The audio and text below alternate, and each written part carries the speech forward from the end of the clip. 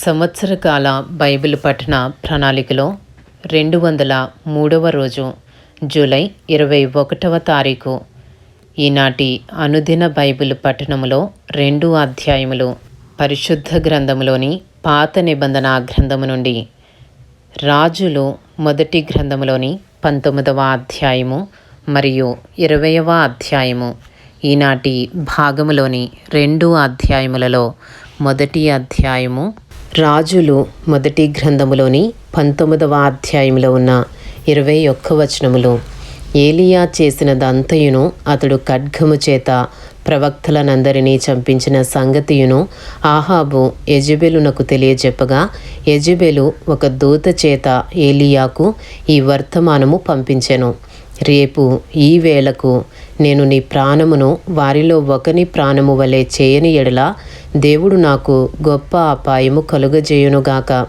కాబట్టి అతడు ఈ సమాచారము తెలుసుకుని లేచి తన ప్రాణము కాపాడుకునుటకై పోయి యూదా సంబంధమైన బెయేర్షెబాకు చేరి అచ్చట ఉండుమని తన దాసునితో చెప్పి, తాను ఒక దిన ప్రయాణము అరణ్యములోనికి పోయి ఒక బదరీ వృక్షము క్రింద కూర్చుండి మరణాపేక్ష గలవాడై, యెహోవా, నా పితరుల కంటే నేను ఎక్కువ వాడను కాను, ఇంత మట్టుకు చాలును, నా ప్రాణము తీసుకునుము అని ప్రార్థన చేసెను. అతడు బదరీ వృక్షము క్రింద పరుండి నిద్రించుచుండగా ఒక దేవదూత వచ్చి అతని ముట్టి, నీవు లేచి భోజనము చేయుమని చెప్పెను. అతడు చూచినంతలో అతని తల దగ్గర నిప్పుల మీద కాల్చబడిన అప్పమును నీళ్ల బుడ్డియు కనబడెను గనుక అతడు భోజనము చేసి తిరిగి పరుండెను. అయితే యెహోవా దూత రెండవ మారు వచ్చి అతని ముట్టి, నీ శక్తికి మించిన ప్రయాణము నీకు సిద్ధమై ఉన్నది, నీవు లేచి భోజనము చేయమని చెప్పినప్పుడు అతడు లేచి భోజనము చేసి ఆ భోజనపు బలము చేత 40 రాత్రింబగళ్ళు ప్రయాణము చేసి దేవుని పర్వతమని పేరు పెట్టబడిన హోరేబునకు వచ్చి అచ్చట ఉన్న ఒక గుహలో చేరి బస చేసెను.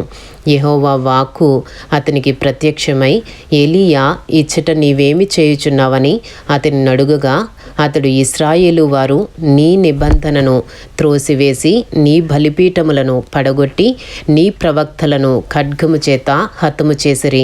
సైన్యములకు అధిపతియు దేవుడు నగు యెహోవా కొరకు మహారోషము గలవాడనై నేను ఒకడను మాత్రమే మిగిలియుండగా వారు నా ప్రాణమును కూడా తీసివేయుటకై చూచుచున్నారని మనవి చేసెను. అందుకైన నీవు పోయి పర్వతము మీద యెహోవా సముఖమందు నిలిచియుండుమని సెలవిచ్చెను. అంతట యెహోవా ఆ వైపున సంచరింపగా బలమైన పెనుగాలి లేచెను. యెహోవా భయమునకు పర్వతములు బద్దలాయెను, శిలలు చిన్నాభిన్నములాయెను గాని యెహోవా ఆ గాలి దెబ్బయందు ప్రత్యక్షము కాలేదు. గాలి పోయిన తరువాత భూకంపము కలిగెను గాని ఆ భూకంపమునందు యెహోవా ప్రత్యక్షము కాలేదు. ఆ భూకంపమైన తరువాత మెరుపు పుట్టెను గాని ఆ మెరుపునందు యెహోవా ప్రత్యక్షము కాలేదు. మెరుపు ఆగిపోగా మిక్కిలి నెమ్మలముగా మాట్లాడు ఒక స్వరము వినబడెను. ఏలియా దాని విని ఒక దుప్పటితో ముఖము కప్పుకొని బయలుదేరి గుహ వాకిట నిలిచెను. అంతలో ఏలియా, ఇచ్చట నీవేమి చేయుచున్నావని ఒకడు పలికిన మాట అతనికి వినబడెను. అందుకతడు, ఇశ్రాయేలు వారు నీ నిబంధనను త్రోసివేసి నీ బలిపీఠములను పడగొట్టి నీ ప్రవక్తలను ఖడ్గము చేత హతము చేసిరి. సైన్యములకు అధిపతియు దేవుడు నగు యెహోవా కొరకు మహారోషము గలవాడనై నేను ఒకడను మాత్రమే మిగిలియుండగా వారు నా ప్రాణము తీసివేయుటకై చూచుచున్నారని చెప్పెను. అప్పుడు యెహోవా అతనికి సెలవిచ్చినదేమనగా, నీవు మరలి అరణ్య మార్గమున దమస్కునకు పోయి దానిలో ప్రవేశించి సిరియా దేశము మీద హజాయేలునకు పట్టాభిషేకము చేయము. ఇశ్రాయేలు వారి మీద నింషీ కుమారుడైన యెహూకు పట్టాభిషేకము చేయము. నీకు మారుగా ప్రవక్తయ్యుండుటకు ఆబెల్మెహోలా వాడైన షాపాతు కుమారుడైన ఎలీషాకు అభిషేకము చేయము. హజయేలు యొక్క ఖడ్గమును తప్పించుకుని వారిని యెహూ హతము చేయును. యెహూ యొక్క ఖడ్గమును తప్పించుకుని వారిని ఎలీషా హతము చేయను. అయినను ఇశ్రాయేలు వారిలో బయలునకు మోకాళ్ళునకయు నోటితో వాని ముద్దు పెట్టుకునకయు నుండు 7,000 మంది నాకు ఇంకనూ మిగిలియుందురు. ఏలియా అచ్చట నుండి పోయిన తరువాత అతనికి షాపాతు కుమారుడైన ఎలీషా కనబడెను. అతడు తన ముందరనున్న 12 అరకల ఎడ్ల చేత దుక్కి దున్నించుచు 12వ అరక తాను తోలుచుండెను. ఏలియా అతని చేరబోయి తన దుప్పటి అతని మీద వేయగా అతడు ఎడ్లను విడిచి ఏలియా వెంట పరుగెత్తి, నేను పోయి నా తల్లిదండ్రులను ముద్దు పెట్టుకుని తిరిగి వచ్చి నిన్ను వెంబడించెదనని చెప్పి అతనిని సెలవడుగగా అతడు పోయి రమ్ము, నా వలన నీకు నిర్బంధము లేదని చెప్పెను. అందుకతడు అతనిని విడిచి వెళ్ళి కాడి ఎడ్లను తీసి వధించి వాటి మాంసమును గొర్తినొగల చేత వంట చేసి జనులకు వడ్డించెను. వారు భోజనము చేసిన తరువాత అతడు లేచి ఏలియా వెంబడి వెళ్ళి అతనికి ఉపచారము చేయుచుండెను. ఇంతటితో రాజులు మొదటి గ్రంథములోని 19వ అధ్యాయంలో ఉన్న 21 వచనములు పూర్తి చేయబడినవి. ఈనాటి భాగములోని 2 అధ్యాయములలో 2వ అధ్యాయము, రాజులు మొదటి గ్రంథములోని 20వ అధ్యాయంలో ఉన్న 43 వచనములు.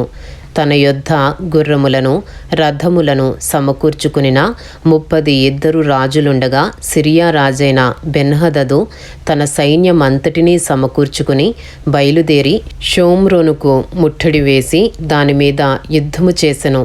అతడు పట్టణమందున్న ఇశ్రాయేలు రాజైన ఆహాబు నొద్దకు దూతలను పంపి, నీ వెండియు నీ బంగారమును నావే, నీ భార్యలలోనూ నీ పిల్లలలోనూ సౌందర్యము గలవారు నా వారని బెన్హదదు సెలవిచ్చుచున్నాడని వారి చేత వర్తమానము తెలియజేసెను. అందుకు ఇశ్రాయేలు రాజు, నా ఏలినవాడవైన రాజా, నీవిచ్చిన సెలవు ప్రకారము నేనును నాకు కలిగిన సమస్తమును నీ వశముననున్నామని ప్రత్యుత్తరమిచ్చి వారిని పంపగా ఆ దూతలు పోయి ఆ మాట తెలియజేసి తిరిగి వచ్చి బెన్హదదు ఇట్లు సెలవిచ్చుచున్నాడని తెలియజెప్పిరి. నీవు నీ వెండిని నీ బంగారమును నీ భార్యలను నీ పిల్లలను నాకు అప్పగింపవలెనని నేను నీ యొద్దకు నా సేవకులను పంపియున్నాను. రేపు ఈ వేళకు వారు నీ ఇంటిని నీ సేవకుల ఇండ్లను పరిశోధించుదురు. అప్పుడు నీ కంటికి ఏది ఇంపుగా ఉండునో దానిని వారు చేత పట్టుకుని తీసుకుని పోవుదురు. కాగా ఇశ్రాయేలు రాజు దేశపు పెద్దలనందరినీ పిలువనంపించి, బెన్హదదు నీ భార్యలను పిల్లలను వెండి బంగారములను పట్టుకుందునని వర్తమానము పంపగా నేను ఇయ్యనని చెప్పలేదు. ఆ మనుష్యుడు చేయగోరుచున్న మోసము ఎట్టిదో అది మీరు తెలుసుకునుడనెను. నీవతని మాట వినవద్దు, దానికి ఒప్పుకొనవద్దు అని ఆ పెద్దలను జనులందరూ అతనితో చెప్పిరి. గనుక అతడు, మీరు రాజైన నా ఏలిన వానితో తెలియజెప్పవలసినదేమనగా, నీవు మొదట నీ సేవకుడనైన నాకు ఇచ్చి పంపిన ఆజ్ఞను నేను తప్పక అనుసరింతును గాని నీవిప్పుడు సెలవిచ్చిన దానిని నేను చెయ్యలేనని బెన్హదదు దూతలతో చెప్పుడనెను.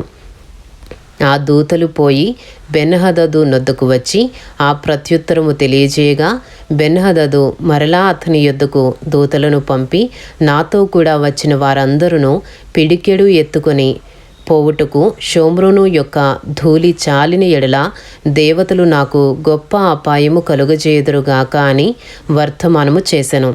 అందుకు ఇశ్రాయేలు రాజు తన ఆయుధమును నడుమున బిగించుకునివాడు దాన్ని విప్పి తీసివేసిన వాని వలె అతిశయపడకూడదని చెప్పుడనెను. బెన్హదదును ఆ రాజులను గుడారములయందు విందు జరిగించుకొనుచుండగా ఈ ప్రత్యుత్తరము వారికి వచ్చెను గనుక అతడు తన సేవకులను పిలిపించి యుద్ధమునకు సిద్ధపడుడని ఆజ్ఞాపించెను. వారు సన్నద్ధులై పట్టణము ఎదుట నిలువగా ప్రవక్తయైన ఒకడు ఇశ్రాయేలు రాజైన ఆహాబు నొద్దకు వచ్చి అతనితో ఇట్లనెను, యెహోవా సెలవిచ్చినదేమనగా, ఈ గొప్ప దండంతయు నీవు చూచితివే. నేను యెహోవానని నీవు గ్రహించునట్లు నేడు దానిని నీ చేతికి అప్పగించెదను.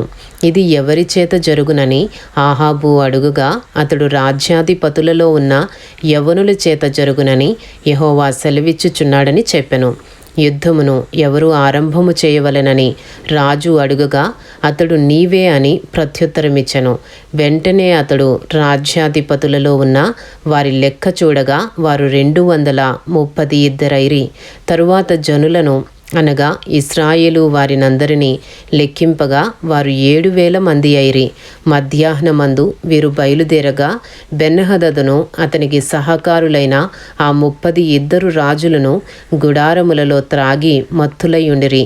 రాజ్యాధిపతులలోనున్న ఆ యవనులను ముందుగా బయలుదేరినప్పుడు సంగతి తెలుసుకున్నట్టుకై బెన్హదదు కొందరిని పంపెను. షోమ్రోనులో నుండి కొందరు వచ్చియున్నారని బంటులు తెలియజెప్పగా అతడు వారు సమాధానముగా వచ్చినను యుద్ధము చేయవచ్చినను వారిని సజీవులుగా పట్టుకుని రండని ఆజ్ఞాపించెను. రాజ్యాధిపతులలోనున్న ఆ యవనులను వారితో కూడానున్న దండువారును పట్టణములో నుండి బయలుదేరి ప్రతివాడు తన్ను ఎదిరించిన వానిని చంపక సిరియనులు పారిపోయిరి. ఇశ్రాయేలు వారు వారిని తరుముచుండగా సిరియా రాజైన బెన్హదదు గుర్రమెక్కి రౌతులను కూడా తప్పించుకుని పోయెను. అంతటా ఇశ్రాయేలు రాజు బయలుదేరి గుర్రములను రథములను ఓడించి సిరియనులను బహుగా హతము చేసెను.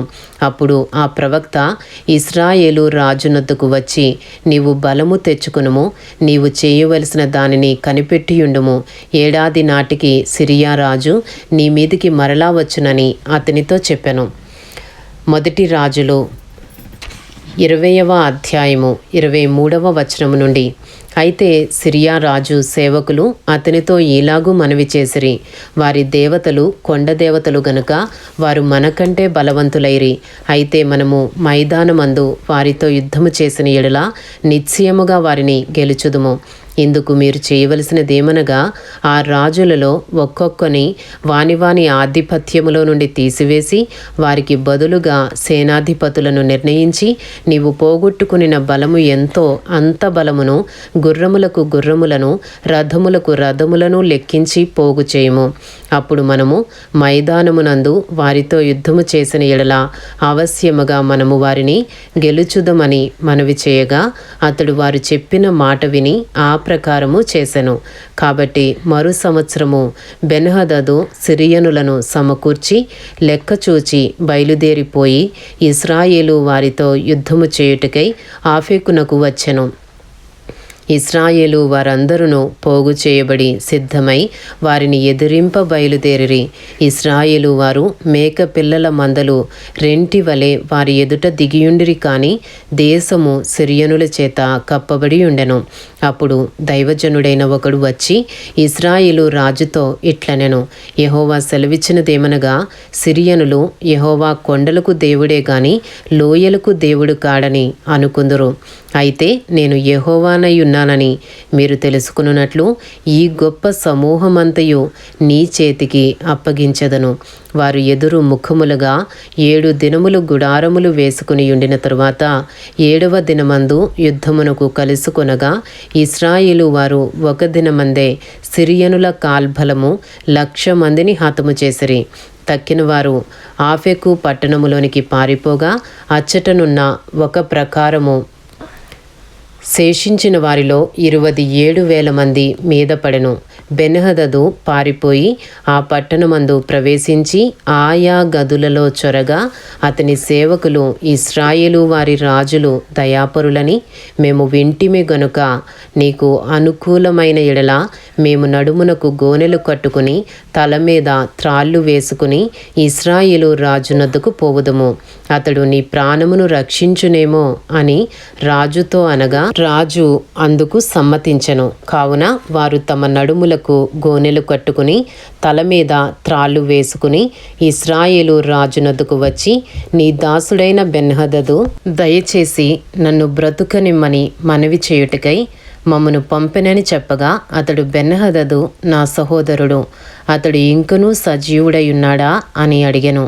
అప్పుడు ఆ మనుషులు సంగతి గ్రహించి అతని మనస్సు ఎలాగునున్నదో అది నిశ్చయముగా గుర్తెరిగి ఆ మాటను బట్టి బెన్హదదు నీకు సహోదరుడే అని చెప్పగా అతడు మీరు వెళ్ళి అతనిని తోడుకొని రండనెను. బెన్హదదు తన యొద్దకు రాగా అతడు తన రథము మీద అతనిని ఎక్కించుకొనెను. అంతటా బెన్హదదు తమ తండ్రి చేతిలో నుండి నా తండ్రి తీసుకునిన పట్టణములను నేను మరలా అప్పగించదను, మరియు నా తండ్రి షోమ్రోనులో వీధులను కట్టించుకొనున్నట్లు దమస్కులో తమ కొరకు తమరు వీధులను కట్టించుకొనవచ్చును అని అతనితో చెప్పగా, ఆహాబు ఈ ప్రకారముగా నీతో సంధి చేసి నేను పంపివేయుదునని చెప్పి అతనితో సంధి చేసి అతని పోనిచ్చెను. 1 రాజులు 20వ అధ్యాయము 35వ వచనము నుండి. అంతటా ప్రవక్తల శిష్యులలో ఒకడు యెహోవా ఆజ్ఞ చేత తన చెలికానితో నన్ను కొట్టుమనగా అతడు అతని కొట్టుటకు ఒప్పకపోయినప్పుడు అతడు, నీవు యెహోవా ఆజ్ఞకు లోబడకపోతివి గనుక నీవు నన్ను విడిచిపోగానే సింహము నిన్ను చంపునని అతనితో చెప్పెను. అతడు వెళ్ళిపోగానే సింహం ఒకటి అతనికి ఎదురై అతనిని చంపెను. తరువాత మరి ఒకడు అతనికి కనబడినప్పుడు అతడు నన్ను కొట్టుమనగా అతడు అతని కొట్టి గాయపరిచెను. అప్పుడు ఆ ప్రవక్త పోయి కండ్ల మీద పాగా కట్టుకుని మారు వేషము వేసుకుని మార్గమందు రాజు యొక్క రాకకై కనిపెట్టుకునియుండి రాజు వచ్చుట చూచి బిగ్గరగా రాజుతో ఈలాగు మనవి చేసుకొనెను, నీ దాసుడనైన నేను యుద్ధములోనికి పోయి ఉండగా ఇదిగో ఒకడు ఇటు తిరిగి ఒక మనుష్యుని నా యొద్దకు తోడుకుని వచ్చి, ఈ మనుష్యుని కనిపెట్టుము, ఏ విధముగానైనను వాడు తప్పించుకుని పోయిన ఎడల వాని ప్రాణమునకు మారుగా నీ ప్రాణము పోవును, లేదా నీవు 2 మనుగుల వెండిని ఇయ్యవలెనను. అయితే నీ దాసుడనైన నేను పని మీద అక్కడక్కడా తిరుగుచుండగా వాడు కనబడకపోయెను. అప్పుడు ఇశ్రాయేలు రాజు, నీకు నీవే తీర్పు తీర్చుకుంటివి గనుక నీవు చెప్పినట్టుగానే నీకు జరుగును అని అతనికి సెలవీయగా అతడు త్వరపడి తన కండ్ల మీది పాగా తీసివేయగా చూచి అతడు ప్రవక్తలలో ఒకడని రాజు పోల్చెను. అప్పుడు అతడు, యెహోవా సెలవిచ్చినదేమనగా, నేను శపించిన మనుషుని నీవు నీ చేతిలో నుండి తప్పించుకుని పోనిచ్చితివి గనుక వాని ప్రాణమునకు మారుగా నీ ప్రాణమును, వాని జనులకు మారుగా నీ జనులను అప్పగింపబడుదురని రాజుతో అనగా, ఇశ్రాయేలు రాజు మూతి ముడుచుకునిన వాడై కోపముతో షోమ్రోనులోని తన నగరునకు వచ్చెను. ఇంతటితో రాజులు 1 గ్రంథములోని 20వ అధ్యాయంలో ఉన్న 43 వచనములు పూర్తి చేయబడినవి. ఈనాటి భాగములోని 2 అధ్యాయములు రాజులు 1 గ్రంథములోని 19వ అధ్యాయము మరియు 20వ అధ్యాయము పూర్తి చేయబడినవి. Thank you lord.